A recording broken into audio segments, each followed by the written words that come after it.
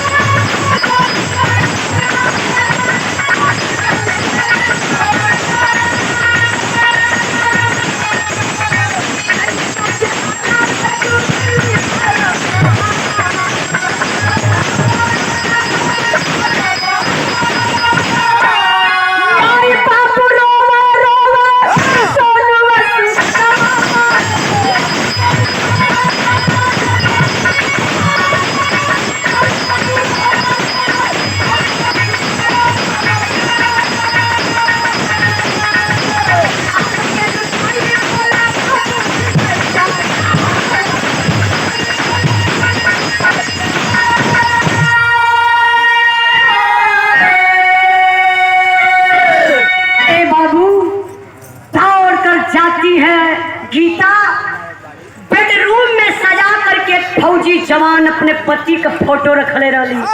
फोटोआ लेके भागल अली और जितने वहां सैनिक पहुंचे थे सारे लोगों को दिखाने लगी, ए मेरे है सोनू के पापा, इनको आप लोग खोजिए।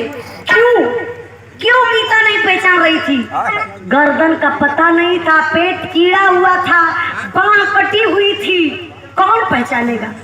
लेकिन लसिया के लेके पिताजी बैठल रहा, हेमराज का बाप लगल रोवे, कहना बेटा गीता, करे पगली तू पहचानत नहीं है, अपन बेटवा हेमराज बड़े पागल, यही समाज के लोग मजा ले, गीतवा का पति शहीद हो गए, अपने पति के नहीं पहचानलस।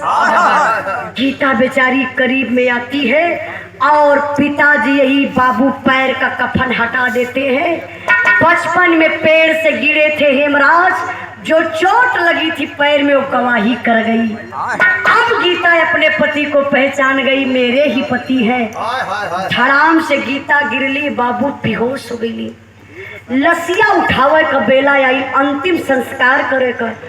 अब भाई बुढ़वा बाप जो हो बड़ा हिम्मत बोलने हुआ, दादा दादा दादा 5 मिनट गई काहे?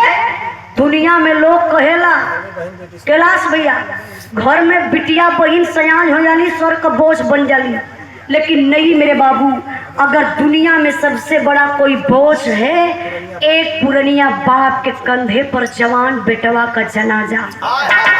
आज बाप कैसे बर्दाश्त करी? ऐसे कंधे पर गमछी रहल, पिताजी उठाई के मुहवा मुने लगल है, लेकिन भबक के रो के अखिया के पोछत कहत हुए। जब लसिया उठौला गिर गई, कहला बिना राम के कैसे मन मनाई रे बेटा। और लसिया से सवाल करत हुआ, बिना राम के कैसे मन मनाई रे बेटा, आज बहुत बुढ़ौती में कैसे तोर उठाई रे बेटा, तो डले कमर बुढ़ाई मेरे लाल, बुढ़ाई के सहारा तो लेके चल गए हीरा। धड़ाम से गिरलन, पिताजी बेहोश हो गईलन। बारे गांव के प्रधान आप लोग जैसन सम्मानित इंसान ले जा करके अंतिम संस्कार कर देते हैं।